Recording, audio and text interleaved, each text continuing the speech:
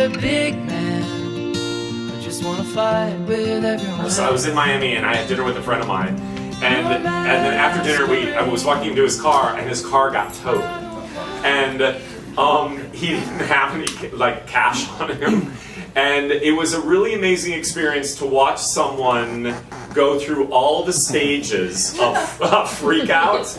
Like, I could see it happening, but he constantly breathed through the entire process. I mean, he literally was, first of all, it was his mom's car as well, because they share a car or something. I don't know why this is happening. But anyway, so I could see like him go through like terror and panic and upset and anger and denial and then maybe ultimately acceptance. But what was amazing about it is he just kept breathing through the entire process. He just kept breathing. And I was like, oh my God, you're doing so well. And then at one point I looked at him and I was like, you want to cry, don't you? And he's like, yes. And so he started bawling, which I think was also really amazing. And so what's the point about this? Well, then yesterday I was coming to the studio to teach, and Mindy, her car got stolen in the middle of the afternoon out here, which is really weird because it's a safe neighborhood, so caution to everybody, make sure your cars are locked. But anyway, and same thing, she was really kind of like negotiating through the upset in a really mindful way. And I think, listen, life is going to throw curveballs at you every single day. And I think part of the teaching is about how do we become more mindful about, listen, it's okay to lose your shit. That's fine too. I teach that as well. Although we don't want to lose our shit at the expense of hurting ourselves and hurting others, because we have a knee-jerk reactive way of doing that. And so the way we let things that really, in the big scheme of things, even a car being towed or even your car being stolen, things have a way of working themselves out. When you're in it, it feels like there is no tomorrow. But if you can just breathe, you can have a little bit of insight and clarity. So that's part of the work, and yet it also seems contrary to the work that we're doing, but it's not, because actually one of the videos that Cassie seems to be on every video I send out is about like how do we get more reactive in the work. So it's all awareness based. So the work is to get more reactive, and then in life, because you have more awareness about how you hold back all authentic reaction in life, you try to be able to manage that more. And what happens? It's been proven scientifically, you live a more joyful, fully expressed, less stressful, less chaotic life. We can all do that.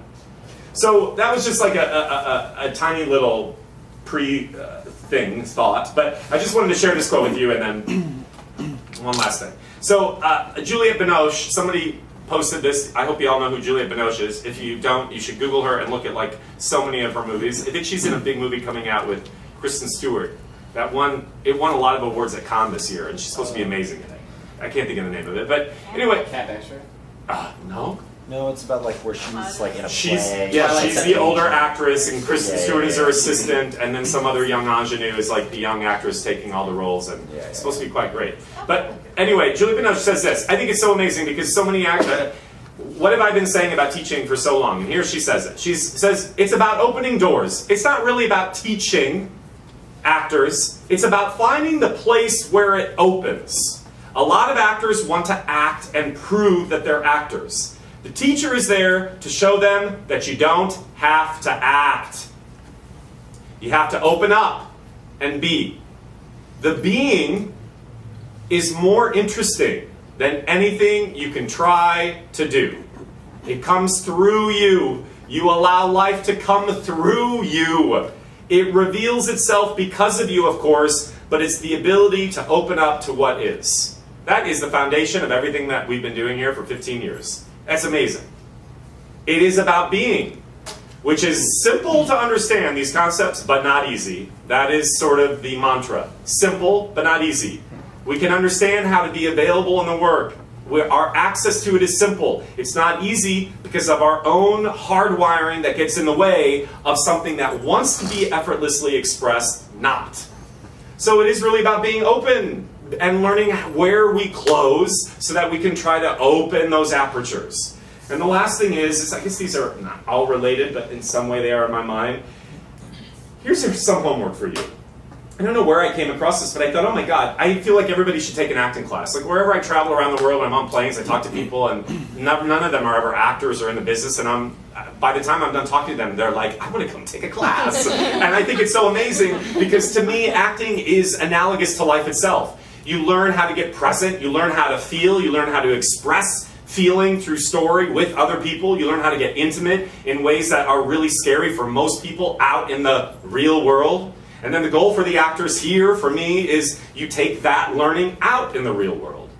But I find it interesting because this, I don't know where I found this, but this isn't even addressing acting, but this is apropos to acting and your life. 2 mistakes that are holding you back in your acting and in your life. So I want you to think about them in your personal life and your career. Number 1, you're not starting, you're just not starting.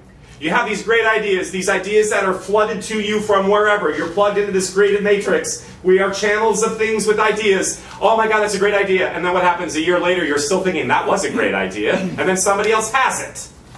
Right? You didn't start the thing. You want to be an actor. You wait for 10 years and then you're like, now I'm starting. It's okay. Everybody finds their way in whenever. But start now. And then the other mistake you're making is you're not going far enough. Where have you heard me say that? Just in the work itself. Commit, commit, commit, commit. You think you're really committing? You're not. So this week, look at 2 areas of your life. I want you to start something and go all in. Where are you not doing that? In your personal life and in your career. I used this example last night about Tinder, because I'm single right now. It's fine, but I have been talking. I don't know the new sort of matrix of like dating in our cyber world. So I was like, well, Tinder. Everybody talks about Tinder. So I was like, I haven't started that, although I've been talking about it for a while. So I guess I should just start it and go all in. And then get all out. According to the people who are on Tinder. Anyway, okay, so that's all I have to say. No offense to people that are on Tinder, I think it's amazing. Hero, I don't wanna be a big man. I just wanna fight with everyone else. Your masquerade, I don't